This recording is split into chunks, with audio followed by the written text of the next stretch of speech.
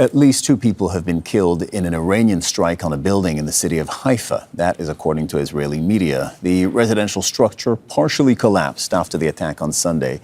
At least 4 others have been wounded. And we did mention earlier in the program that sites in and around Tel Aviv were also attacked. Nida Ibrahim is following those developments in Israel from Ramallah in the occupied West Bank. Nida, after more than 5 weeks of war, can you give us an overall picture of how much damage Iran has actually done in Israel? Well, the main issue that remains concerning to Israelis is that extensive damage to buildings, to homes. These continued strikes from Iran are causing people to be in shelters, in fortified areas, but that does not mean that they won't get targeted or hit by these Iranian missiles. When we talk about Haifa, there was a failure to intercept this missile, although it has been detected and several intercepting missiles tried to stop it from attacking this building, but indeed it still did that.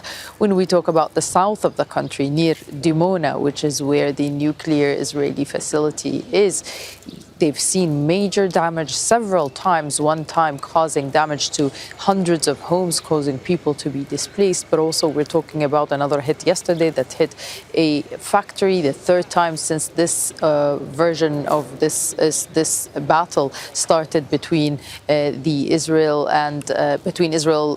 US and Iran.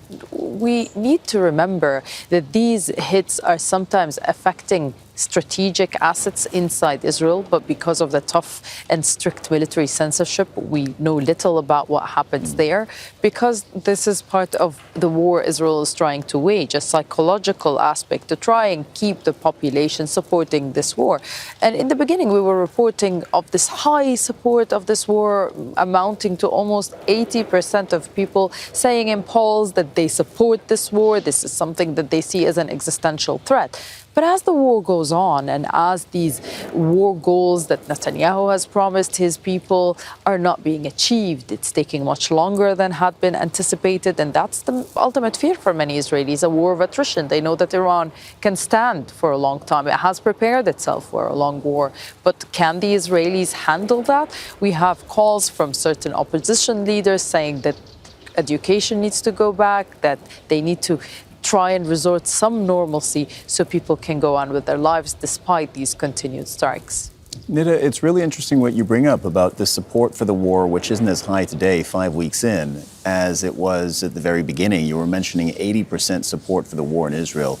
That was 5 weeks ago. But since then, as you also reported, people have been going in and out of their shelters and their bunkers as missiles rain down on Israel. And it's more than that. I understand that some people are now living in those shelters rather than just occasionally going into them. So I don't know if it's possible to measure the patience that Israelis might still have with this war. But what are the indications in terms of, how much of a runway they're willing to give their government to continue this war? Well, that's the tough question. How long can they handle? And we know that when protests have happened during the Gaza war, Netanyahu paid little attention to the streets' anger, the streets' calls for him to end the war sooner than he did. But this time, we're also seeing a similar wave of more Israelis feeling, are we waging a war because Netanyahu wants to win the next elections?